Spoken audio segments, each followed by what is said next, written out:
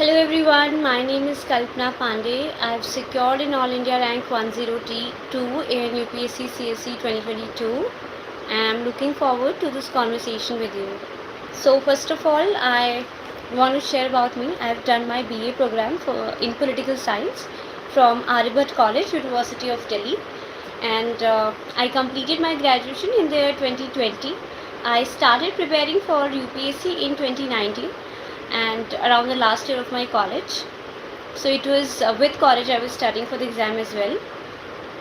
And my optional is also political science and international relations. So my graduation subject helped me. Okay, I think I should begin by just telling you that how I began with my preparation. Initially, I spent like a month researching about the exam, knowing the syllabus and the PYQs. So anyone who is starting off as a beginner, I would suggest you to please first download the UPSC syllabus, know it, read it, and then see the PYQs and then go about it. आप पुराने साल के question papers देखिए, syllabus लीजिए और उसके बाद अपने रिसोर्सेज आप डिसाइड कीजिए. मैंने अपने रिसोर्सेज कुछ इस तरीके से डिसाइड किए थे कि I saw few toppers talk, red few blogs of toppers, और फिर जो भी कॉमन चीज़ें सभी टॉपर्स ने बताई थी उसके according I define my resources. When I started preparing, I was in college. So the first thing that I started with was my optional political science, because I was also reading the same sort of books for my college as well. So it helped. My major source for my optional I'll start with. It was political science and international relations, and my major source was Shubhra Ranjan ma'am's notes. Along with those notes, I also selectively read books recommended by ma'am. Actually, I had taken the postal correspondence notes of Shubhra Ranjan ma'am. तो उसमें Google drive में there is different documents जिसमें ma'am कुछ important books जैसे BL Fadia है, इन सब की readings देती हैं. तो वो भी मैंने सेलेक्टिवली पढ़ी थी. बट मेजर सोर्स थे जो वो थे मैम के नोट्स ही थे. उसके बाद I take your doubt in just a moment. And then yes, importantly with it was the PYQ booklet. एक ऑप्शन की बुकलेट आती है जिसमें सारे PYQs विद द सिलेबस दिए होते हैं. तो that book use to always be with me while I was reading a particular topic, so that once I read a particular topic, I check the PYQs, whether I am able to solve the PYQs with whatever knowledge I've gained or not. अगर वो PYQ I am not able to solve, तो I'll again go back to the topic. सी की क्या लिखना है, क्या notes complete है या नहीं है, क्या मुझे टॉपिक समझ में आया या नहीं आया. So that is how I use to go about with my studies. Somebody is asked ma'am consistency नहीं बन पाती है, 4 to 5 days ऐसा होता है. जैसे I think this is a major problem, because बहुत मोनोटोनस आपका रूटीन हो जाता है ड्यूरिंग दिस एग्ज़ाम साइकिल, और ये सबके साथ होता है. But for this I think एक इम्पॉर्टेंट फैक्टर होता है कि आप ब्रेक्स लीजिए जब आप पढ़ाई कर रहे हैं. आप अपनी पढ़ाई को रिगरस इतना वो मत कीजिए कि आपके ऊपर एक बर्डन आ जाए कि बस मुझे पढ़ते ही रहना है. Every day take 1 or 2 hour break, pursue your hobby, do something, go out with your friends और spend time in the nature. जो भी आपको चीज़ें रिलैक्स करती हो, म्यूज़िक सुनना या कुछ भी, वो आप ज़रूर परस्यू कीजिए, क्योंकि आपको थ्रू आउट द डे एक ब्रेक चाहिए होता है आपकी पढ़ाई से. उससे 2 चीज़ें होती है, एक तो आपका माइंड फ्रेश हो जाता है और फिर एक गिल्ट फैक्टर होता है कि मैंने थोड़ा टाइम वेस्ट कर लिया, तो now let me go back to study and read it more effectively. तो that is how you maintain consistency. You can also take a break in a week or 2. Alright, I was discussing about my optional. So this was my major source. How I went about with my optional, I've already told you. PYQs are very important, because optional में somehow the PYQs get repeated, and not just get repeated, but they're just tweaked and twisted here and there, and they're asked in the same manner. And optional is a major portion of the entire marks that you get in the mains. That cannot be neglected. So while I was studying, तो मेरा पहला focus था कि मैं optional complete करूँ. तो I took around 6 months. Ma'am please Hindi. Okay, I keep it bilingual. तो initially जो 6 months थे उसमें मैंने अपना ऑप्शनल कंप्लीट किया, और उसमें ऑप्शनल कंप्लीट करने का पार्ट यही था कि नोट्स पढ़े थे, अच्छे से समझे थे, उसके शॉर्ट नोट्स कर लिए थे, जो टॉपिक्स के लिए ज़रूरी थी वहीं पे, बाकी नहीं. और उसके साथ साथ PYQs देख लिए थे और सॉल्व भी किए थे. तो इनिशियली 6 मंथ्स मैंने ऑप्शनल को दिए थे। मैं इसके साथ जीएस पढ़ रही थी, लेकिन इतने इफ़ेक्टिवली नहीं पढ़ रही थी। उसके बाद जीएस वाला पार्ट इफ़ वी स्टार्ट, तो GS 1, 2, 3, 4। After reading my optional for around 6 months, option PSR है, हमें पीएसआर के लिए स्टार्ट करना चाहिए या फिर एक बार GS.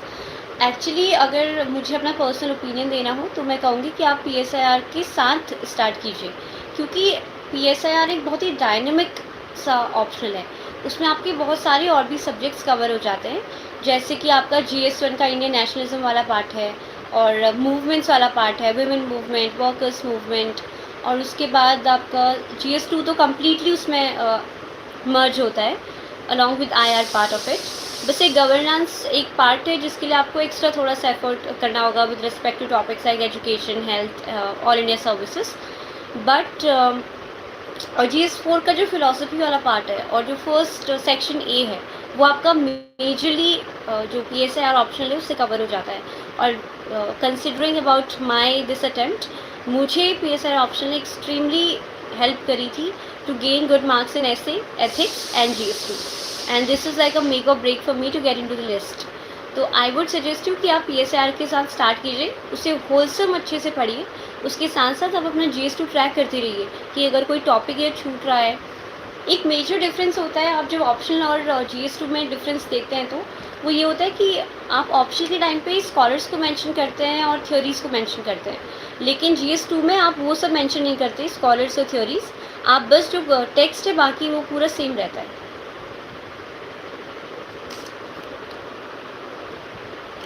Okay, so now I am talking about GS1. Okay, yeah, first the strategy part of it कि first 6 months was the option, then I went about with my means completion, जिसमें कि आपके internal security और there is ethics and there is some different, और जो बाकी subjects हैं जो गवर्नेंस और ये सब है जो प्रीलिम्स में नहीं पूछा जाता है लेकिन मेंस के लिए इंपॉर्टेंट है, वो सारे टॉपिक्स मैंने कवर किए थे। उसके बाद comes your 3 months before prelims I dedicated completely to prelims. February 2022 की अगर मैं बात करूँ तो February 2022 से लेके आपके June 5 जब मेरा प्रीलिम्स था, वो पूरा एंटायर ड्यूरेशन मैंने सिर्फ डेडिकेटेडली सिर्फ और सिर्फ प्रीलिम्स के लिए पढ़ाई करी है उसमें। और उसके पहले I was going about with my mains का test and everything. I was writing optional के test. Then comes GS1. Now I will be talking about the resources for GS1. GS1 में first will talk about history portion. History में ancient history के लिए I used old NCERT, और उसके बाद तमिलनाडु की book भी मैंने पढ़ी थी। और आर्ट एंड कल्चर वाले पोर्शन के लिए आई मेड ओन नोट्स। उसके लिए 3 सोर्सेस वर यूज्ड। एक तो जो भी मैं NCERT पढ़ रही हूँ वो, उसके बाद जो रेड बुक आती है आर्ट एंड कल्चर की क्लास 11 की फाइन आर्ट्स की, उसको भी मैंने यूज़ किया था along with Nitin Singhania sir के जो हैंड रिटन नोट्स हैं। It is a document consisting of 150 pages. उसमें बहुत सिंपल डायग्राम्स हैं और बहुत क्रिस्प नोट्स हैं। That were extremely helpful to me. मैंने कभी नितिन सिंघानिया वाली जो एक बहुत बड़ी सी बुक है वो नहीं पढ़ी, because it was very bulky and I relied mostly on my notes and the hand written notes of sir. That was more helpful. तो वो मेरे नोट्स थे art and culture ancient medieval वाले पार्ट के लिए। कमिंग टू मॉडर्न, अगर कोई अभी भी स्टार्ट कर रहा है तो आई वुड सजेस्ट यू कि आप प्लासी टू पार्टीशन पढ़ें। वो मुझे लगता है बुक बहुत ज़्यादा डिस्क्रिप्टिव है और बहुत कनेक्टिंग है। ऑल्दो प्रीलिम्स के लिए अल्टीमेटली आपको स्पेक्ट्रम ही पढ़नी पड़ती है, क्योंकि उसमें जो नोट्स है बहुत रिवाइज्ड मैनर में है, बहुत शॉर्ट नोट्स मैंने वो बुक लिखी है। But you can again go for it. मैंने प्लासी टू पार्टीशन पढ़ी थी during my college days.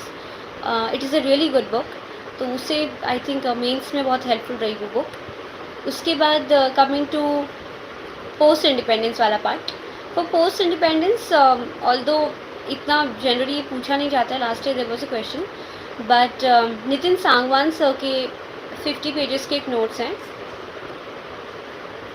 50 pages के एक नोट्स हैं, वो आई डिड, या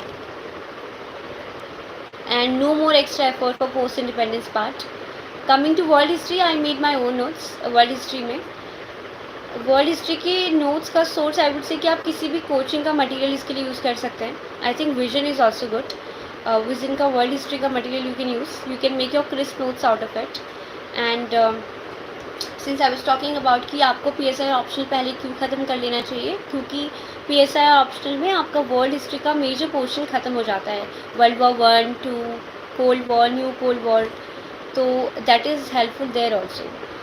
उसके बाद I come to geography. Geography का मेजर और I think most important source है NCERTs. और NCERTs should be literally revise to the extent कि आपको एकदम प्रॉपरली सब कुछ याद हो. जोग्राफ़ी में सबसे इम्पॉर्टेंट पार्ट है डायग्राम मेकिंग. तो जब भी आप जोग्राफ़ी पढ़ रहे हैं तो डायग्राम्स को बहुत इंपॉर्टेंस दीजिए, उन्हें प्रैक्टिस कीजिए. उसके साथ साथ ऋषिकेश रेड्डी सर के लोकेशन, इंडस्ट्रियल लोकेशंस के कुछ नोट्स थे दैट आई यूज्ड, क्योंकि NCERTs में वो इतने अच्छे से कवर्ड नहीं है वो पोर्शन. वो मैंने एक एक्स्ट्रा चीज़ करी थी. उनके नोट्स पब्लिकली अवेलेबल हैं. आई थिंक इनसाइट्स की चैनल पे वो अवेलेबल हैं. रेस्ट इज़ GS1 का third part is society. I will tell you कि मेरा जो न्यूज़पेपर रीडिंग था, I use to read the Hindu. मैंने मेंस तक द हिंदू ही पढ़ा. Ma'am Tamil Nadu board is sufficient for history. Actually I would say कि तमिलनाडु बोर्ड की जो बुक है वो सफिशिएंट. आई वुड से कि आप NCERT पढ़िए. आप तमिलनाडु बोर्ड की बुक को as a value addition use कर सकते हैं. बट पर्सनली अगर मुझे सजेस्ट करना हो तो मैं NCERT, ओल्ड NCERT अगर आप पढ़ेंगे तो क्रोनोलॉजिकली आप चीज़ों को समझेंगे. न्यू NCERTs की जो डायग्राम्स हैं और जो कल्चर वाला पार्ट है वो इम्पॉर्टेंट है. न्यू NCERTs को अगर आप प्रीलिम्स वाले ड्यूरेशन में भी पढ़ते हैं, उसके जो डायग्राम्स हैं उन्हें आप एक बार अच्छे से देख लें तो वो सफिशेंट है प्रीलिम्स के लिए. बट क्रोनोलॉजिकली एक इवेंट ऑफ हिस्ट्री को समझने के लिए आई वुड सजेस्ट कि आप NCERT पढ़िए, old NCERTs. Okay, yes, I was talking about society. जब मैं न्यूज़पेपर पढ़ रही होती थी तो मेरी एवर नोट पे 4 नोटबुक्स बनी थी. GS1, GS2, GS3 and GS4 and also essay. सो होता क्या था कि कोई भी इशू अगर आ रहा है आपके पास एडिटोरियल में तो वो जनरली एक लॉन्ग रनिंग इशू होता है. मैम फिजिकल ज्योग्राफी के लिए क्या पढ़ें? Physical geography and the entire geography portion के लिए मैं कम्प्लीटली रिलायबल थी NCERTs पे. तो 11-12 की NCERT आप बहुत अच्छे से कवर कर लीजिए, वो आपका मेजर सोर्स होगा. बाकी ऋषिकेश रेड्डी सर के नोट्स बहुत अच्छे हैं ज्योग्राफी के लिए, एक्स्ट्रा वैल्यू एडिशन के लिए और इंडस्ट्रियल लोकेशंस के लिए. Now the next part is coming to GS1 का सोसाइटी. हाँ, so I was making my notes in Evernote. जो भी editorial I use to read, मैं उसके कुछ इंपॉर्टेंट पॉइंट्स जो उस एडिटोरियल में है वो उसी सिलेबस के टॉपिक के नीचे अपने एवर नोट में लिख लेती थी. उससे 2 चीज़ें होती है. एक तो आप नेक्स्ट टाइम जब न्यूज़पेपर पढ़ रहे हैं और वही इशू आ रहा है तो आप अपना ज़्यादा टाइम वेस्ट नहीं करेंगे वो सेम रेपिटेटिव चीज़ पढ़ने में. अभी आप जब दोबारा एडिटोरियल पढ़ रहे हैं उसी इशू पे तो यू विल सर्च कि इसमें क्या नई चीज़ ऐड हो रही है, और जो भी न्यू चीज़ उसमें आपको दिख रही है वो आप अपने एवर नोट पे ऐड कर सकते हैं. That is what I use to do. तो इस तरीके से throughout the year current issues का मेरे पास एक मैम फिजिकल ज्योग्राफी के लिए क्या पढ़े हैं? आई told you elimination technique. I will talk about prelims in a few moment. तो उसके बाद हम प्रीलिम्स के लिए ये डिस्कस करते हैं कि एलिमिनेशन का क्या रूल है. PSR को करंट से कैसे लिंक करना चाहिए, डेली बेसिस पर या मंथली बेसिस पर? See actually PSR is a very scholarly based subject. आप उसको ऐसे करंटली बेसिस से आप नहीं ऐड कर सकते. आप जो भी एडिटोरियल पढ़ेंगे, चाहे आप ORF पे पढ़ें या फिर द हिंदू पे ही, इंडियन एक्सप्रेस पे भी there are some really good scholars who write, whether it is Suhasini Haidar ma'am और C राजा मोहन सर. तो आप उनके जो एडिटोरियल्स पढ़ेंगे उसमें आप समझ जाएंगे कि करंट इशू से कैसे लिंक करना है. अदरवाइज़ उसका करंट से इतना कुछ लेना देना नहीं है. इट्स ओनली कि आप अपडेट रहें कि क्या हो रहा है. बाकी आप जो भी आप आंसर लिखते हैं PSR में वो आप थ्योरेटिकल बेसिस पे लिखते हैं. Thank you so much. Okay, so I was talking about society. तो current issues throughout the year मैं अपने अपडेट कर रही थी एवर नोट पे, तो वो तो सोसाइटी का करंट पार्ट हो गया. नेक्स्ट इसकी सोसाइटी के एक बेसिक नोट्स आप किसी भी कोचिंग से ले लीजिए कि सोसाइटी क्या है, कल्चर क्या है, इंडिया का वैल्यू सिस्टम, फैमिली सिस्टम, इन सब के लिए जो भी नोट्स हैं वो किसी भी आप एक कोचिंग के नोट्स यूज़ कर सकते हैं, किसी टॉपर के भी नोट्स यूज़ कर सकते हैं। आई वुड सजेस्ट यू कि महक जैन मैम है और मृदुल शिवरे सर हैं, आप उनके नोट्स इस सेक्शन के लिए यूज़ कर सकते हैं। Rest is all your value addition, कि आप अपने करंट अफेयर से कितना उसे अपडेट करते हैं। हिंदी मीडियम के लिए कौन सा option? I am so sorry, मैंने अपना एग्ज़ाम इंग्लिश मीडियम से दिया और ऑप्शनल सेलेक्ट करने के आई डोंट थिंक कि मीडियम पे डिपेंड करना चाहिए। आप जब ऑप्शनल सेलेक्ट कर रहे हैं तो आप ये सोचिए कि कौन सा ऑप्शन है जिसमें आपको इंटरेस्ट है, क्योंकि ऑप्शनल एक ऐसा सब्जेक्ट है जब आप सारी पढ़ाई से बोर हो गए हो तो भी आप उसे उठाओ और पढ़ो। सेकेंड इज़ कि आपके पास उसके कितने रिसोर्सेज अवेलेबल है, उसका गाइडेंस कितना अवेलेबल है। ये 3 चीज़ें सबसे ज़्यादा इंपॉर्टेंट है ऑप्शन सेलेक्ट करने में। लेट्स सी रिवीजन कैसे करें, how to learn with concepts. Actually I would suggest कि रिवीजन आप ऐसे कीजिए कि आप हर 3 डेज़ में आप उसे रिवाइज़ कीजिए जो अभी तक के आपके नोट्स बने, क्योंकि 3 दिन बाद समहाउ वो आपके माइंड से स्किप होने लग जाएगा जो भी आपने पढ़ा है। अगर आपने कल कुछ नोट्स बनाए, कल कुछ टॉपिक पढ़ा, तो आज आप जब अपनी नई पढ़ाई शुरू कर रहे हो तो कल का जो भी आपने पढ़ा था एक बार आप उस पर नज़र डाल के उसके हाईलाइटेड पोर्शंस को एक बार रिवाइज़ कर लीजिए। Which option will be best? Ma'am answer IT में स्टैटिक एंड करंट को कैसे कंसोलिडेट करें? I am coming to ethics, I will talk about this things in a moment. हाँ, so I talk about society, उसके बाद will come to GS2। Now क्योंकि मेरा optional PSI रहा है तो GS2 मेरा ऑलमोस्ट कम्प्लीटली वहीं से कवर हो गया था। लास्ट ईयर मेन स्पेसिफिकली के लिए सौरभ कुमार सर, जो इस वक्त राव IAS में फैकल्टी हैं, उन्होंने नोट्स कंपाइल किए थे और उनके कंपाइल नोट्स मैंने यूज़ किए थे for governance and social justice and वो सारा वाला पोर्शन जो भी है। बाकी GS2 में बहुत इंपॉर्टेंट होती है सुप्रीम कोर्ट की जजमेंट्स। गवर्नेंस वाले पार्ट के लिए सबसे इम्पॉर्टेंट है कीवर्ड्स जो गवर्नमेंट डॉक्यूमेंट्स में हैं, उसके लिए आप मृदुल शिवरे सर के नोट्स यूज़ कर सकते हैं। उसमें कीवर्ड्स का एक बहुत अच्छा डॉक्यूमेंट है जो आप अगर अपने आंसर्स में यूज़ करेंगे तो आपके आंसर की क्वालिटी बहुत एनहांस होगी। This is about GS2। उसमें IR का पोर्शन जो भी है वो आप करंट से करिए, और करंट अफेयर्स के लिए आई वुड सजेस्ट कि मैं क्या करती थी, एक तो न्यूज़पेपर था, उसमें जो भी एडिटोरियल्स थे I use to make notes out of it. अगर कोई इशू बहुत लॉन्ग रनिंग है और सिलेबस के लिए बहुत इंपॉर्टेंट है तो अपने एवर नोट पर I use to make note. Another part was monthly magazines. मैंने विजन की मंथली मैगजीन्स यूज़ करी थी and I used to consistently revise it. PT prelims के लिए मैंने PT 365 यूज़ करी थी और मेंस के लिए मेंस 365 यूज़ करी थी। तो आप किसी भी कोचिंग की जो अच्छी क्रेडिबल मैगजीन हो आप यूज़ कर सकते हैं। Coming to GS3 now, Hindi medium के लिए कौन सा? I am confuse about optional subject, please reply.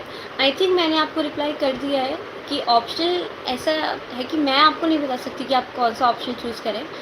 ये आपके इंटरेस्ट पे सबसे इम्पॉर्टेंट डिपेंड करता है कि अगर आपका जो इंटरेस्ट है वो किसी पर्टिकुलर सब्जेक्ट में बहुत ज़्यादा है, आप उस सब्जेक्ट को देखिए कि क्या उसका ऑप्शन अवेलेबल है, और फिर उसके रिसोर्सेज कि मार्केट में उसके लिए कितना गाइडेंस और कितने रिसोर्सेज अवेलेबल हैं। इन 3 चीज़ों के बेसिस पे आप अपना ऑप्शन डिसाइड कर सकते हैं। IR की बेसिक्स कैसे करें? एक्चुअली क्योंकि मेरा ऑप्शनल PSIR था तो मेरे बेसिक्स तो मेरे ऑप्शन से कवर हो गए थे, बट अगर आपका ऑप्शनल PSIR नहीं है तो आई वुड सजेस्ट यू कि आप किसी भी कोचिंग का IR का नोट्स खरीद लीजिए। मार्केट में भी वो इजीली अवेलेबल होते हैं। आई थिंक विजन और बाकी सारे वाजीराम किसी के तो नोट्स अवेलेबल होंगे IR के बेसिक। इनफैक्ट आप गूगल भी करेंगे तो यू विल गेट समथिंग। तो आप IR की बेसिक्स वहाँ से कवर कर सकते हैं। नाउ कमिंग टू GS3 में for economy I completely relied on Vivek Singh sir's book और उनका टेलीग्राम चैनल। इनफैक्ट सर का जो टेलीग्राम चैनल था, मैं सारी इकॉनमी की न्यूज़ वहीं से पढ़ती थी। मैं सिर्फ न्यूज़पेपर से हेडलाइन पढ़ती थी, बाकी आई यूज़ टू नो कि हर दिन उसे अपडेट कर देते हैं। तो अपडेट होने के बाद मैं वहीं से वो पढ़ती थी, उनके टेलीग्राम चैनल से सारी इकॉनमी की न्यूज़। मैंने मेंस और प्रीलिम्स दोनों के लिए ही सर की नोट्स पे मैं कम्प्लीटली रिलाई रही हूँ उनकी बुक पे।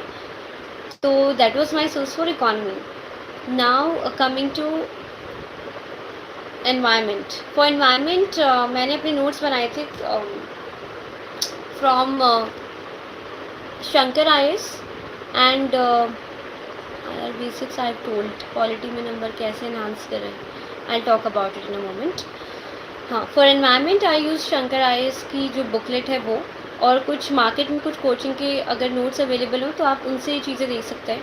रोमन सैनी सर का बहुत पुराने कुछ वीडियोस हैं अनअकैडमी पे जो प्रीलिम्स के लिए बहुत हेल्पफुल थे, वो मैंने कुछ वीडियोस देखी थी, दैट हेल्प्ड. बाकी again environment is very current affairs oriented, तो उसके लिए जो रोज़ एडिटोरियल्स आते हैं न्यूज़पेपर में, और डाउन टू अर्थ के जो यूट्यूब चैनल है और डाउन टू अर्थ जो मैगज़ीन का जो लिंक जो एडिटोरियल्स आते थे, उनसे मैं अपना जो नोट्स है वो अपडेट करती थी.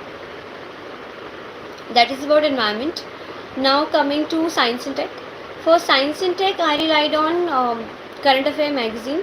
लेकिन करंट अफेयर मैगज़ीन में अगर किसी चीज़ के बेसिक्स मुझे नहीं पता थे तो मैं उसे गूगल कर लेती थी, यूट्यूब पे कोई उसका वीडियो देख लेती थी, ताकि वो चीज़ जो है उसका कॉन्सेप्ट मेरे दिमाग में क्लियर हो जाए.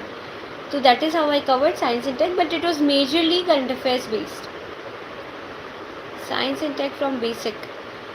सिर्फ अगेन अगर आप किसी भी सब्जेक्ट के आपके पास नोट्स अवेलेबल नहीं है खुद से, तो आप उस मार्केट में जाके किसी भी कोचिंग के नोट्स ले सकते हैं या किसी टॉपर के नोट्स भी ले सकते हैं. फॉर मेंस अगर आप साइंस एंड टेक्नोलॉजी की बात करें तो मेंस 365 से मैंने साइंस एंड टेक कवर किया था, और जो मेरे editorials throughout the run that I was making notes, वो I compiled. Now coming to internal security. For internal security I made my own notes from toppers notes से कुछ, और again आप मृदुल शिवरे सर के नोट्स यूज़ कर सकते हैं. आप you can use Shubham Kumar sir's notes also. 9th NCERT and 10th NCERT sufficient for science basics. Actually not just 9th and 10th, क्योंकि 11th की बायोलॉजी का भी कुछ पोर्शन है उसमें साइंस एंड टेक में. आई वुड सजेस्ट कि आप किसी कोचिंग के नोट्स परचेज कर लीजिए, या किसी टॉपर के नोट्स अगर साइंस एंड टेक में अवेलेबल है तो you can take that. Now coming to internal security, as I told that I had made my own notes for internal security as well. Science and tech we discuss. Agriculture वाला जो portion है again I covered it from Vivek Singh sir की जो book है economy की, उसी से cover किया था. बाकी जो भी न्यू बिल्स या फिर कुछ भी एडवांसमेंट्स या कुछ भी अपडेट्स उसमें होती तो वो एडिटोरियल से ऐड किया था. Do you have a Telegram channel? No, I don't have.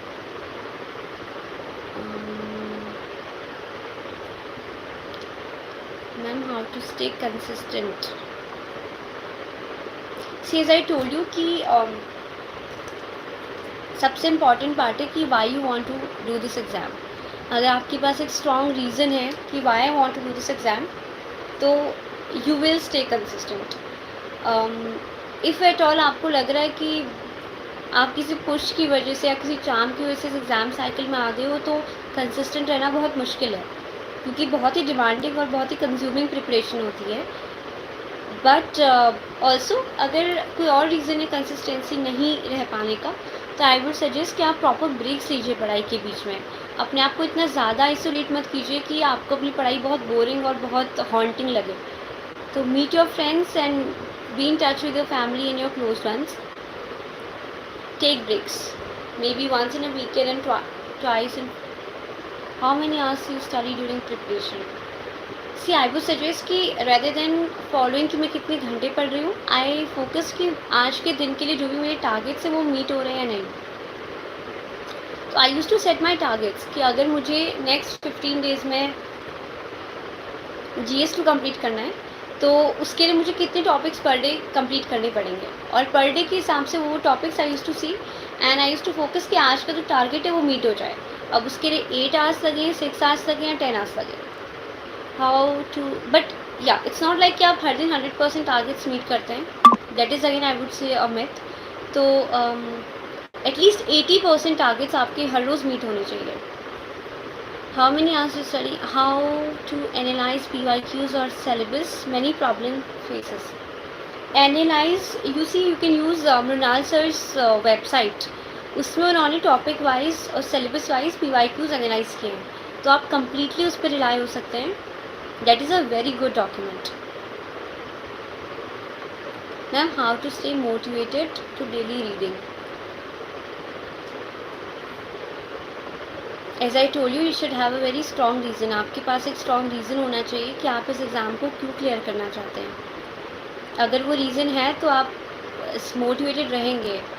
C, motivated कैसे रहें, इससे इम्पॉर्टेंट है कि आप डीमोटिवेट हो किस चीज़ से रहें. तो वंस यू टेल मी कि आप क्यों डीमोटिवेट हो जाते हैं, तो maybe I can tell you a better way forward. Okay, we were talking about GS3. I hope I'm done with major sources for GS3. Apart from it, as I told you कि कुछ editorials, which YouTube channel is good for newspaper reading.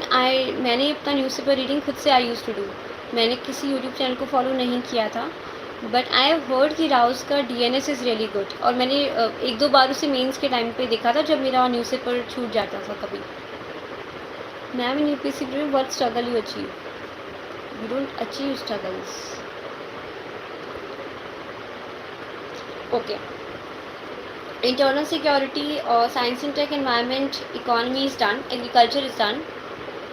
What's your schedule including reading newspaper? मेरा schedule ऐसे रहता था कि I used to wake up early in the morning 4 or 5 o'clock. I used to wake up और मैं अपने दिन की स्टार्ट करती थी करंट अफेयर से. तो जो भी करंट अफेयर्स मैगज़ीन में पढ़ती थी, I used to read vision monthly magazine, तो मैं उससे स्टार्ट करती थी. उसके बाद I had my day plan कि मुझे क्या क्या टॉपिक्स आज कौन कौन से सब्जेक्ट से कवर करने हैं, उसके according I use to go.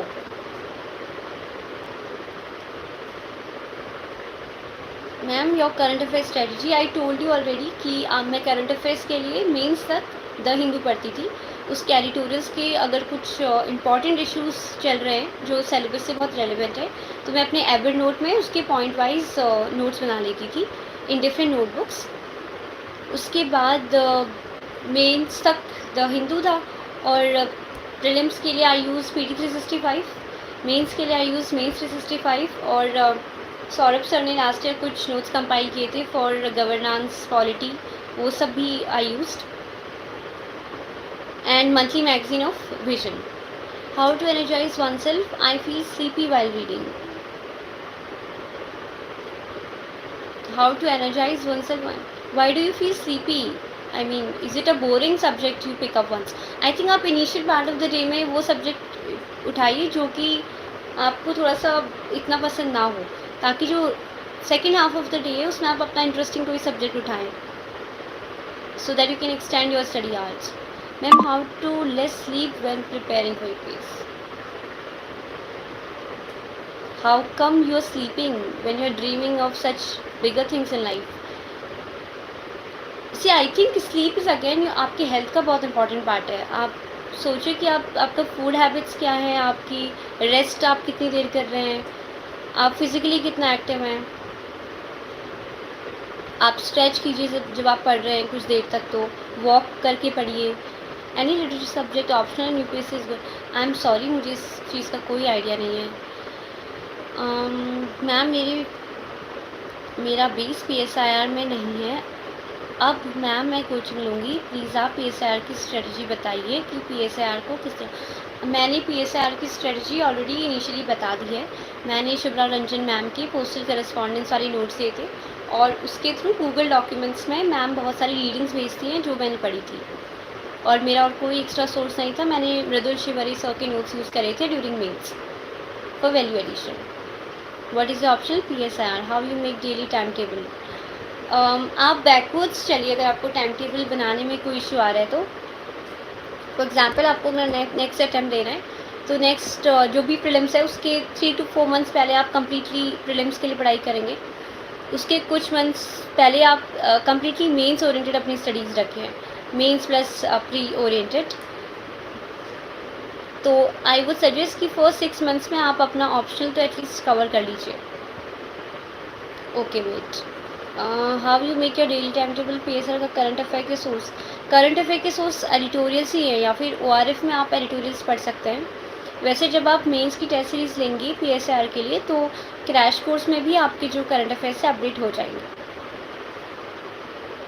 How to cope up with mental breakdowns.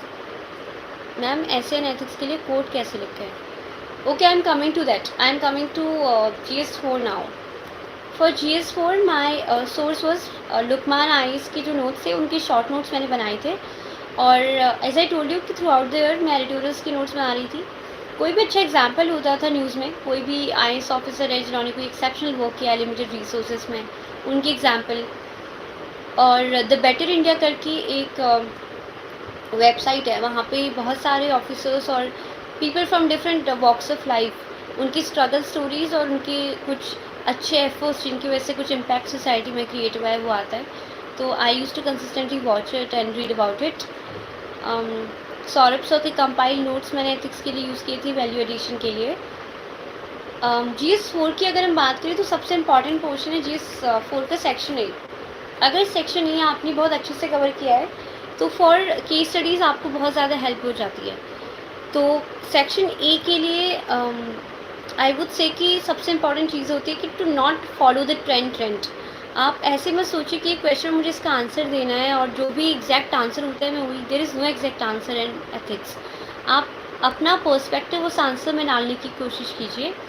आपको डेफिनेशन याद होनी चाहिए सिलेबस के हर एक टॉपिक की, हर एक कीवर्ड की, इंटेग्रिटी, प्रोबिटी, हर एक चीज़ की आपको डेफिनेशन याद होनी चाहिए. उसका एक एग्जाम्पल आपको हमेशा याद रहना चाहिए, 2 एग्जाम्पल्स फॉर ईच टॉपिक. और सेक्शन ए में you can use your writing skills very well. Okay, this was for ethics. So basic source for ethics was Lukman IAS के notes in my case.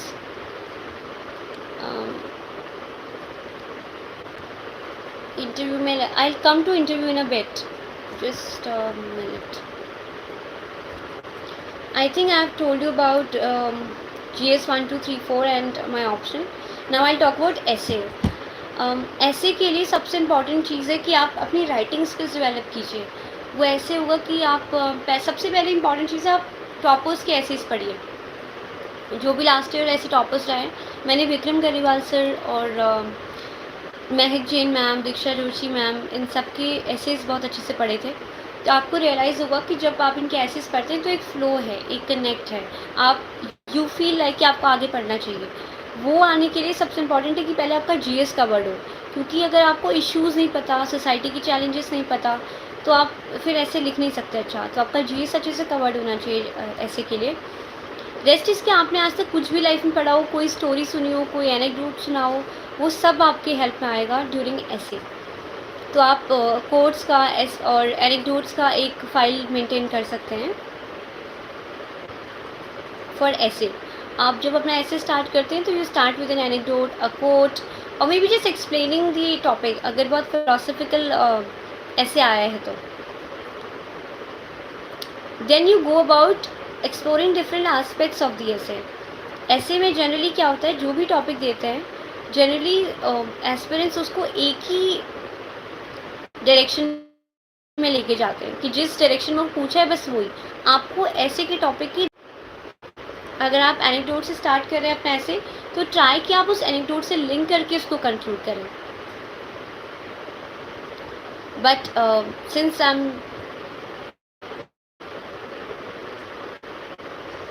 Am telling you just my personal experience with ऐसे, आई would say कि ऐसे में आपकी creativity, आपकी writing skills का बहुत scope है.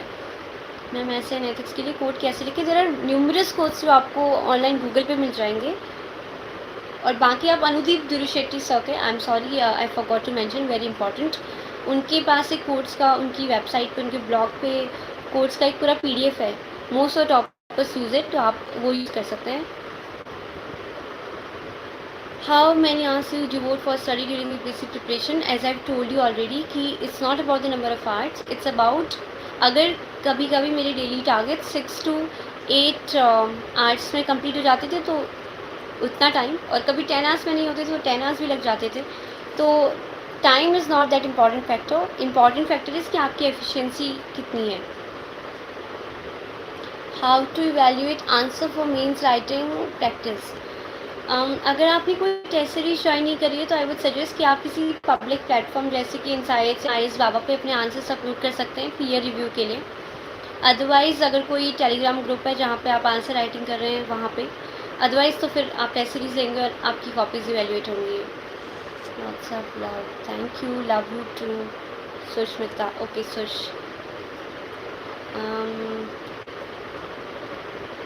RS Agrawal, quant and reasoning is good for UPSC, ma'am. What you consider? Okay, I'm coming to this part now. I think I'm done with the basic GS 1, 2, 3, 4 and essay and ethics. Now coming to prelims, extremely important. I would suggest कि जो भी new aspirants जिनका first attempt है, at least 4 months, 3 to 4 months आप dedicatedly prelims को दीजिए। और उसका एक सबसे इम्पॉर्टेंट फैक्टर है रिविज़न। आपके जो बेसिक नोट्स हैं, जो बेसिक रिसोर्सेज हैं, आप उनको मल्टीपल टाइम्स रिवाइज कीजिए। सेक्शनल टेस्ट दीजिए हर एक सब्जेक्ट के लिए अगर आप रिवीजन इतना इफेक्टिवली नहीं कर पा रहे, क्योंकि सेक्शनल टेस्ट देने के बाद आपको पता चलता है कि जो आप बेसिक सोर्स पढ़ रहे हैं उसमें भी कौन सी चीज़ें जो आप कंसिस्टेंटली इग्नोर कर रहे थे। देन आई वुड सजेस्ट कि कम से कम 40 to 50 test generally people give, full length test वो दीजिए। एक और चीज़ जो आई वुड से कि since UPSC keeps changing it's pattern in pre, तो किसी एक ही पर्टिकुलर कोचिंग के अगर आप टेस्ट देखेंगे तो एक पैटर्न आपके दिमाग में सेट हो जाएगा, उस पैटर्न से बचिए। तो अलग अलग कोचिंग के आप टेस्ट यूज़ कीजिए फुल एंड टेस्ट प्रीलिम्स के लिए, सो दैट कोई एक पर्टिकुलर पैटर्न नहीं है और कोई भी ऐसी नॉलेज नहीं है जो आपके दिमाग से मिस हो रही है। Prelims paper is filled with random questions now, तो आपको रैंडम चीज़ें पढ़ने के लिए जब आप 2 months बिफोर द प्रीलिम्स आप कोई भी क्वेश्चन अगर फुल एंड टेस्ट में करते हैं तो आप उसके बारे में थोड़ा एक्स्ट्रा सर्च कीजिए गूगल पे, कोई भी वेबसाइट पे। नॉट नेसेसरीली कि आप उसे यूपीएससी टाइप करके सर्च करें, आप इन जनरल उसे सर्च कीजिए और रैंडम टेक्स्ट अगर आप थोड़ा सा पढ़ेंगे तो आपको रैंडम नॉलेज की आदत हो जाएगी। यू विल नो कि कुछ अलग नहीं है एग्ज़ाम में, you are very use to reading random stuff, तो एक जो फियर ऑफ रैंडमनेस है वो चला जाएगा प्रीलिम्स से। Coming to CSAT, extremely important, this year it was really difficult and आप बिल्कुल इग्नोर मत कीजिएगा सी सेट को। आई वुड से कि 4 months before the actual prelims exam आप सी सेट को हर दिन dedicatedly 2 to 3 hours depending upon how much you need to prepare for CSAT, आप उसे टाइम डिवोट कीजिए। और सी सेट के लिए आई वुड से कि सबसे इम्पॉर्टेंट रिसोर्स है प्रीवियस ईयर क्वेश्चंस और यूपीएससी की ऑफिशियल आंसर की। आप किसी और आंसर की पे रिलाई मत कीजिएगा फॉर सी सेट, क्योंकि इतना ज़्यादा वेरिएशंस है बिटवीन डिफरेंट कोचिंग इंस्टीट्यूट्स की कीज़ कि you will just fall in that trap. तो आप ऑफिशियल आंसर की जो यूपीएससी की है उसे यूज़ कीजिए। और कोई भी पैराग्राफ हो, कोई भी कॉम्प्रीहेंशन हो, आप उसे पढ़िए, आप उसका आंसर खुद डिसाइफर कीजिए। और अगर वो आंसर आपको लगता है कि गलत हुआ है यूपीएससी के ऑफिशियल आंसर की से, तो फिर now you need to understand कि ये गलत क्यों हुआ है, और अगर आंसर ये है तो ये कैसे है। तो आपको उसके साथ थोड़ा सा टाइम स्पेंड करना पड़ेगा, उसे एक कॉम्प्रीहेंशन के साथ, उससे एक पेपर के साथ, so that you get a knack of it कि एक्चुअली एग्ज़ाम का पैटर्न कैसा है, किस तरीके का स्टैंडर्ड यूपीएससी रखती है while asking CSAT questions. Maths is extremely important, आप बिल्कुल इसे इग्नोर नहीं कर सकते। तो जो I would not even say basic maths, क्योंकि इस बार जो क्वेश्चंस थे वो तो अबव बेसिक थे, तो प्रैक्टिस दोज क्वेश्चंस। कुछ टॉपिक्स हैं, कुछ सिलेबस के पॉइंट्स हैं जिनसे यूपीएससी हर साल क्वेश्चन पूछती है, तो वो बिल्कुल इग्नोर मत कीजिए। इनफैक्ट परम्यूटेशन और कॉम्बिनेशन के क्वेश्चन हर साल एक दो होते थे, इस साल आई थिंक वो ज़्यादा हैं, बट वो कंसिस्टेंटली पूछ रही है, तो इट्स बेटर कि you prepare it. How I prepared CSAT was कि up till my 12th standard I had maths background, तो I wouldn't say I was too comfortable in maths, but इतना noob भी नहीं थी मैं maths में, तो comprehension was my strong area। तो I had decided कि मुझे कितने टाइम में क्या क्या करना है उस सी सेट के पेपर में। तो I used to initially start with comprehensions। I didn't do all the comprehensions, कुछ comprehension जो साइंस इंटेक बेस्ड होते थे या बहुत ही एब्स्ट्रैक्ट टॉपिक्स पे बेस्ड होते थे, वो आई यूज्ड टू इग्नोर, वो मैं लास्ट में जाकर दोबारा देखती थी। उसके बाद सेकंड पोर्शन वाज रीजनिंग, क्योंकि उसमें मैं कंफर्टेबल थी। देन कम्स योर क्वांट वाला पार्ट, मैं भी उसमें actually I used to minimise my attempt in that, कुछ भी उसमें रैंडम गेस नहीं कर सकते। तो I use to make sure कि इसमें कम से कम अटैम्प्ट करूँ, और जो शॉर्ट मुझे पता है कि ये हो सकता है आंसर, उसी को I use to mark in quant. Then comes कि जो लास्ट कुछ 20 minutes I use to keep कि एक और बार I just see through skim through the paper and see कि कुछ ऐसा क्वेश्चन या कोई भी एक एक्स्ट्रा पैसेज या कुछ भी मैं अटैम्प्ट कर सकती हूँ इस वक्त। आई एम सॉरी, मैंने सी सेट के लिए कोई बुक नहीं यूज़ करी। Yes, very important, there is a channel called CSAT Mantra in YouTube and in Telegram. मैंने वो चैनल बहुत ज़्यादा यूज़ किया है। उसमें जो प्रीवियस क्वेश्चन है सी सेट के वो आते हैं, और उन क्वेश्चंस के आंसर्स सर यूट्यूब पे वीडियो पे अपने अपलोड कर देते हैं। तो अगर आपको कोई पर्टिकुलर टॉपिक नहीं आता है तो sir explains it very well. तो CSAT Mantra is the name of the channel. वो मैं completely I was relied on it for reasoning and quant part. Ma'am, tell us how to refer in first attempt I cleared prelims and CSET mantra is the channel for CSET जो मैंने use किया था। Otherwise previous questions at least 2019 से जो CSET का paper है, आप definitely 2019 to 2023 तक के सारे पेपर्स सॉल्व कीजिए। आंसर राइटिंग कैसे करें मैम? आंसर राइटिंग के लिए सबसे बेस्ट सोर्स है PYQs। आप PYQs सॉल्व कीजिए। आप कोई भी सिलेबस पढ़ते हैं, कुछ भी टॉपिक पढ़ते हैं, उसके PYQs देखिए, उसके आंसर लिखिए। और आप बहुत सारे प्लेटफॉर्म्स है जहाँ पे आपको PYQs की सॉल्व आंसर्स मिल जाते हैं, आप अपना आंसर कंपेयर कर सकते हैं। How to improve comprehension part? Comprehension part in long term I would say कि अगर आप न्यूज़पेपर रीडिंग की हैबिट आपकी है तो वो इम्प्रूव होगी। बाकी आपको बहुत सारे टेस्ट करने पड़ेंगे CSET के, ताकि जो टाइम है आपका पैसेज पढ़ने में और उसको सॉल्व करने में रिड्यूस हो सके। आपकी रैंक क्या है? मेरी रैंक है 102। How to improve answer writing skills? See, answer writing skills improve करने के लिए सबसे इम्पॉर्टेंट है कि आपके पास अच्छा कंटेंट होना चाहिए। अगर आपके पास कंटेंट अच्छा है और आपने अपना नोट्स बहुत अच्छे से रिवाइज़ किए हैं तो answer writing is not a problem. आपका टाइम भी मैनेज हो जाएगा और आप प्रॉपर लिख भी पाएंगे, क्योंकि अगर आपके पास कोई टॉपिक है जो आपने बहुत अच्छे से पढ़ा है तो आप कि आप उसको फ्लो चार्ट फॉर्मेट में कैसे समझा सकते हैं, आप इसमें कौन सा डायग्राम यूज़ कर सकते हैं। So for answer writing the major part is कि आप पहले कंटेंट डेवलप कीजिए। और दूसरी चीज़ आंसर राइटिंग के लिए है कि आप क्वेश्चन समझिए कि क्वेश्चन का डिमांड क्या है। Demand of the question is extremely important to understand. How to prepare for nanotechnology? See, you can just Google nanotechnology UPSC, आपको कुछ ना कुछ राइटअप कुछ मिल जाएगा, आप किसी कोचिंग के नोट्स यूज़ कर सकते हैं। Ma'am, I always find time very limiting in CSET exam. How many questions to better? You're right actually, क्योंकि वो टाइमिंग होता भी ऐसा है during the month of summers। बहुत ही बहुत ही डिफ़िकल्ट टाइम है वो। एक तो आपने GS का पेपर दिया होता है, उसके बाद लंच टाइम के बाद the CSET paper comes. It's extorting heat out there, तो वो टाइम इज़ डिफ़िकल्ट। उसमें टाइम मैनेज करना is difficult, but time manage करने का सबसे बढ़िया तरीका है कि आप उसके टेस्ट सिमुलेट करें, उसी टाइमिंग में सिमुलेट करें।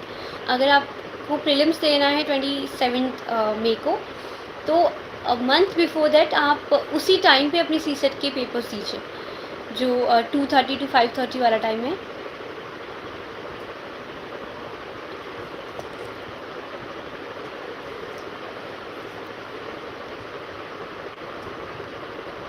How many questions to be attempted in CSET? I think it varies कि आप कितना श्योरिटी के साथ क्वेश्चंस को मार्क कर रहे हो, but I would say suggest कि 50 to 55 क्वेश्चंस यू शुड।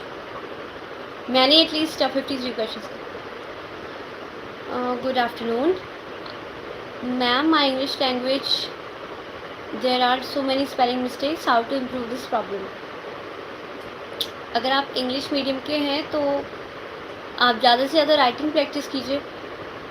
बाकी स्पेलिंग मिस्टेक्स तो इट्स वेरी डिफ़िकल्ट टू से कि आप क्या कर सकते हैं, एक्सेप्ट कि आप जब आप पढ़ रहे हैं कोई भी टेक्स्ट तो बहुत अवेयरनेस के साथ उसे पढ़िए। कोई बहुत ज़्यादा, आई डोंट थिंक ऐसा कोई टर्म है जो स्पेसिफिक टर्म या कीवर्ड है उसको आप बार बार लिख के प्रैक्टिस कर सकते हैं। मैम मेरी इंग्लिश इतनी अच्छी नहीं है, क्या हम पॉलिटिकल साइंस ऑप्शन ले सकते हैं क्या इन इंग्लिश मीडियम? अगर आप इंग्लिश लैंग्वेज में कंफर्टेबल नहीं हैं तो आप हिंदी मीडियम से पॉलिटिकल साइंस ऑप्शन ले सकते हैं। अब आई थिंक उसके रिसोर्सेज भी मार्केट में हिंदी के अवेलेबल है। द हिंदू भी अब जो है हिंदी में प्रकाशित होता है, तो आप द हिंदू का हिंदी जो वर्जन है वो भी पढ़ सकते हैं। बट आई वुडंट से कि अगर आपकी इंग्लिश इतनी अच्छी नहीं है, आप कंफर्टेबल नहीं है, तो आपको इंग्लिश स्विच करनी चाहिए, क्योंकि सी इट्स ऑल अबाउट कि आप कैसे एक्सप्रेस करते हैं अपने आइडियाज़ को, और जिस लैंग्वेज में आप सबसे ज़्यादा कंफर्टेबल है उस लैंग्वेज में आप सबसे अच्छे से अपने आप को एक्सप्रेस कर पाएंगे। तो मेक श्योर कि आप वो करें। Ma'am state PCS like R S UPSC both are manage between them, it can be possible or not? I am sorry, मैं आपका क्वेश्चन समझी नहीं हूँ Ankit Saxena. Possible both state PCS, अच्छा। आई थिंक काफ़ी लोग प्रिपेयर करते हैं साइमल्टेनियसली, क्योंकि अगर सिलेबस सॉर्ट ऑफ सिमिलर है तो आप कर सकते हैं। बट सिंस मैंने I do not have an idea about state services, मैंने कभी प्रिपेयर नहीं किया, तो I think I am not the right person to guide you on it. Ma'am my first UPSC attempt is 2025, but my option subject is political science and international relations, it is good or not? I have already told you कि optional subject select करने के लिए you have 3 criterias, आपका interest, guidance and resources available. तो आप उस basis पे decide कीजिए कि आप इसमें कंफर्टेबल हैं या नहीं है। Now coming to my interview part, I have discuss about prelims, I will discuss a bit about mains now. See जब आपका प्रीलिम्स हो जाता है उसके बाद आई वुड से कि फर्स्ट 15 डेज आपको ऐसे और एथिक्स और ऑप्शनल के लिए देने चाहिए। ये 3 पेपर है जिसकी वजह से आपका सिलेक्शन होगा और या फिर नहीं होगा, तो you can not ignore them, क्योंकि जीएस आप कंसिस्टेंटली प्रीलिम्स तक वैसे भी पढ़ रहे होते हैं, तो आपको एक ब्रेक भी चाहिए होता है और ये सब्जेक्ट्स थोड़े से इंटरेस्टिंग हैं। तो first 15 days you cover them, उसके बाद you come to your GS, and I am talking about जो प्रीलिम्स और मेंस के बीच का गैप है, इस गैप को बहुत ही ज़्यादा वाइजली आपको यूज़ करना पड़ता है।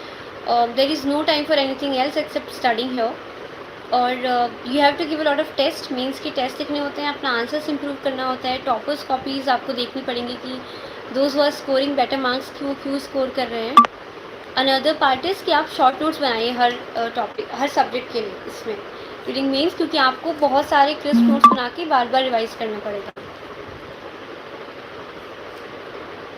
Now coming to my first UPSC, okay, I've done it. What study material prefer for self-study? I have already discussed my resources. I am Hindi medium student, but suddenly I changed my language in English medium, but I can't improve.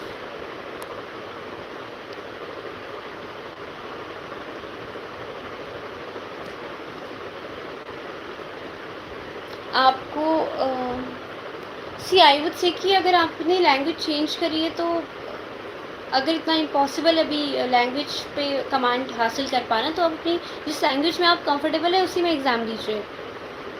Thank you, I am wishing you a very good luck for starting a new chapter. Thank you so much Ankit.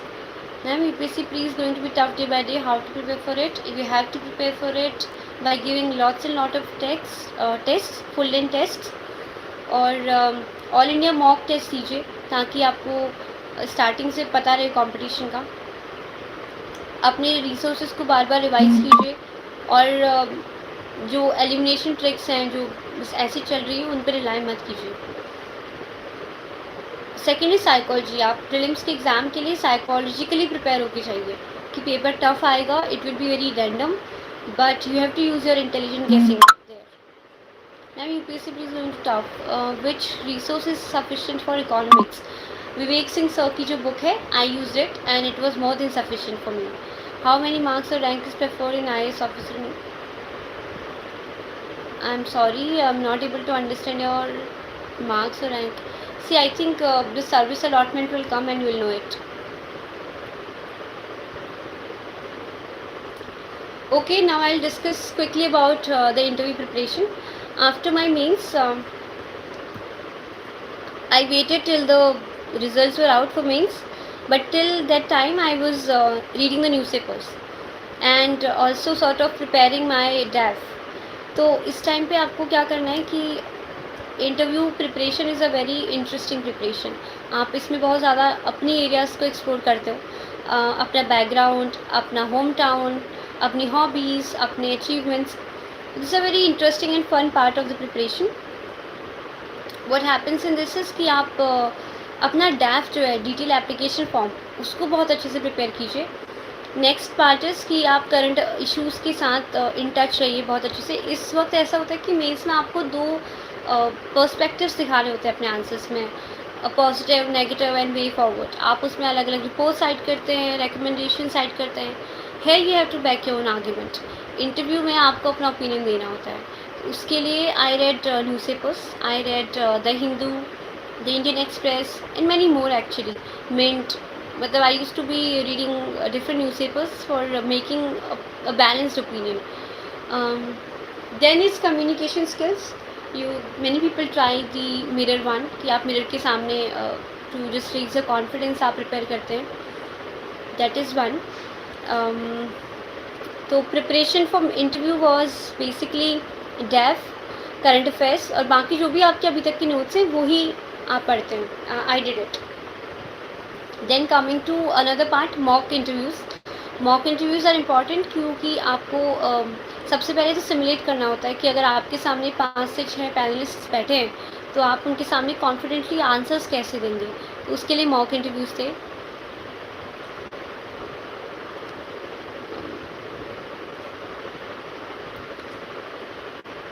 About answer writing practice, अगर मैंने अभी तक ये discuss नहीं किया तो I would like to tell you कि मैंने अपने प्रीलिम्स के पहले ऑप्शनल की answer writing test series join करी थी to keep me in track and discipline. तो दैट आई डिड. बाकी मेंस के लिए I used to write answers. In my first attempt जो मैंने दिया था मैंने बहुत सारे आंसर्स लिखे थे और the answers were basically IAS Baba और इनसाइड के प्लेटफॉर्म पे जो डेली होते हैं, that I used to do peer review के लिए. And PYQs, very very important.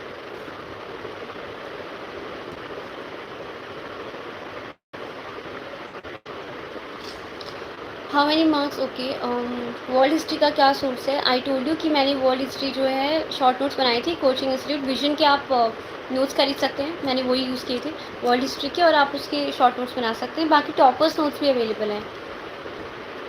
How do you do during, we hardly get 3 hours after exam paper 1 2 for next paper 3 4. Actually you will do it क्योंकि आप consistently mains के पहले test लिखते हैं तो you will get in the knack of it. How do revise. Okay, मैंने revision का already बताया कि हर थर्ड डे आप अपना जो मटेरियल आप यूज़ कर रहे हैं वो रिवाइज़ कीजिए और वीकेंड पे अगेन आप उसे रिवाइज़ कीजिए. What do you do during 2 hour time between paper 1 and 2? Paper 1 and 2 के बीच में I used to have a meal और freshen up. I used to also listen to music sometimes for like 10 to 15 minutes. Otherwise मैं अपने short notes revise करती थी. Thank you ma'am for your precious time. मैं आपकी चली. Thank you. I'm not participating in any school events like debate, speech, any new certificates. Actually आपको वो achievement section के लिए certificate की ज़रूरत होती नहीं है. लेकिन एक्चुअली इंटरव्यू से ये सारी चीज़ें these do not matter in interview. आप 20 मिनट्स में आप कैसे आंसर करते हैं वो सबसे इम्पॉर्टेंट होता है इंटरव्यू के लिए. आपकी कम्युनिकेशन स्किल्स, आपका कॉन्फिडेंस, आपका प्रेजेंस ऑफ माइंड, वो सब ज़्यादा इंपॉर्टेंट है रैदर देन कि आपके कितने अचीवमेंट्स हैं या आपके पास कौन सा सर्टिफिकेट है. Newspaper but I am not understanding which article is needed for UPSC exam. तो आप सेलेबस लीजिए और सेलेबस से उसे देखिए. और अगर आपको अभी कुछ टाइम समझ में नहीं आ रहा है तो आप किसी यूट्यूब चैनल को जिसमें न्यूज़पेपर एक्सप्लेन होता है, whether it is only IAS, DNS, आप ये सब देख सकते हैं. When to start answer writing for GS and optional. अगर आपके पास 1 ईयर का टाइम है तो आई वुड सजेस्ट कि अगर आपका बेसिक रिसोर्स मटेरियल कवर हो चुका है तो start writing at least 2 to 3 answers. और PYQs are most important. Laxmikanth और स्पेक्ट्रम की सेलेक्टिव रीडिंग करिए. नहीं, फॉर प्रीलिम्स आपको कंप्लीट रीडिंग करनी पड़ती है. टाइम टेबल फॉलो नहीं हो पाता तो आप अपना टाइम टेबल थोड़ा सा फ्लेक्सिबल रखिए. रेदर देन टाइम टेबल आप अपने टारगेट्स डिफाइन कीजिए कि आपको आज कौन कौन से टॉपिक्स कवर करने हैं और बिफोर गोइंग टू बेड आप टिक मार्क कीजिए so that you feel a satisfaction कि आपने एटलीस्ट 80% टारगेट्स मैच करें. Ma'am how to read NCERTs.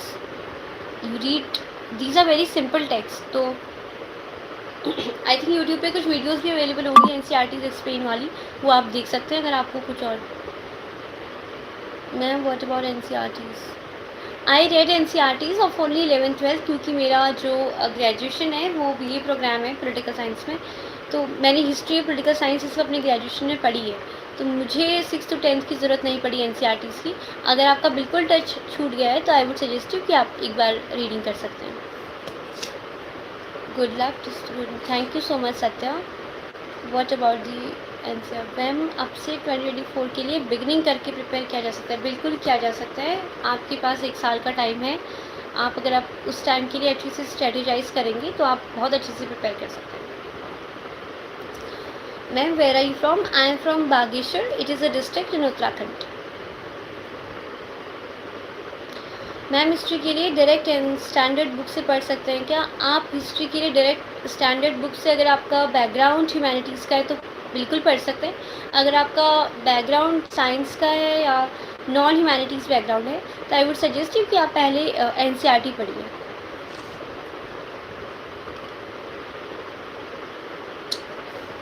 anything apart from this, I would like to highlight one important aspect हो कि मैंने कोई किसी भी इंस्टीट्यूट से कोई कोचिंग नहीं ली थी, कोई फाउंडेशन कोर्स नहीं किया था। मैंने टेस्ट सीरीज़ ली थी अपनी ऑप्शनल की शुभ्रा रंजन आईएएस से, और अपनी मेंस के लिए आई यूज्ड फोरम आईएएस का मेंस गाइडेंस प्रोग्राम। उसके अलावा मेरी और कोई भी किसी कोचिंग इंस्टीट्यूट के साथ कोचिंग नहीं रही है। और कोचिंग कितनी इंपॉर्टेंट है ये एक बहुत पर्सनलाइज्ड आई वुड से चॉइस है। अगर आपको लगता है कि आप सेल्फ स्टडी नहीं कर सकते हैं, आपको एक मेंटोर की ज़रूरत है, तो you can go for coaching. मुझे ऐसा नहीं लगा था पर्सनली। तो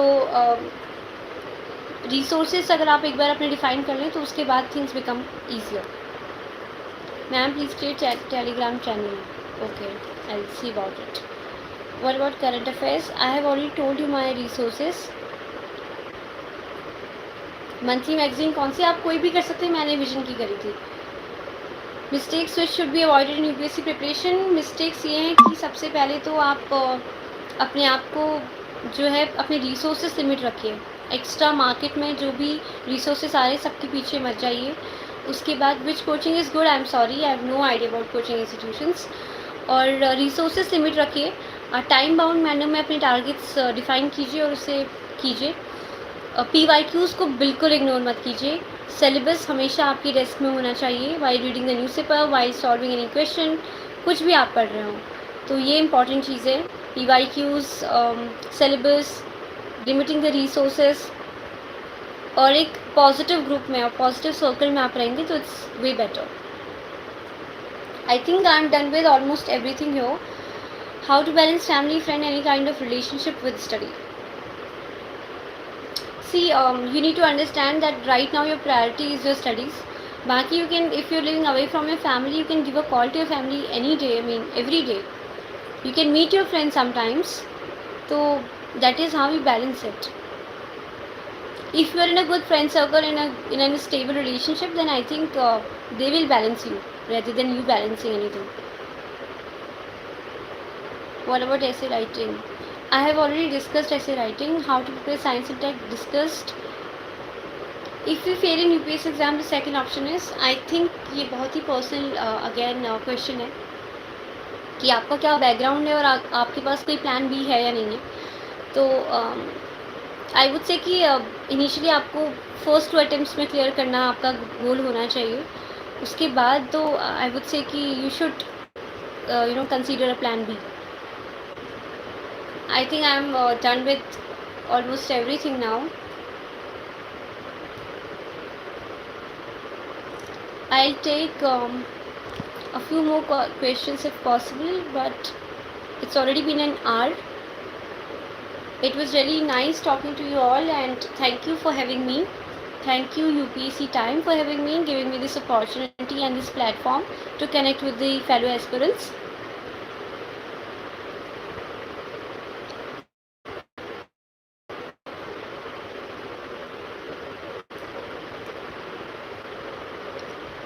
ऑप्शनल सब्जेक्ट आई टोल्ड मैं PSIR था।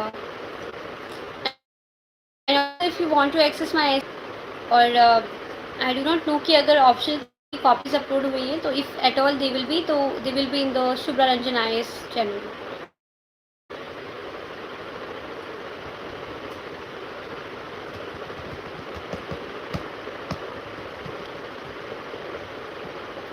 So thank you so much everyone for your time, and I'll see about creating a Telegram channel, surely. And if at all you need any particular session, then I will be taking few sessions from Kaptan's channel, so you can be in touch there. And if at all I will upload my notes, then again in Kaptan's channel itself.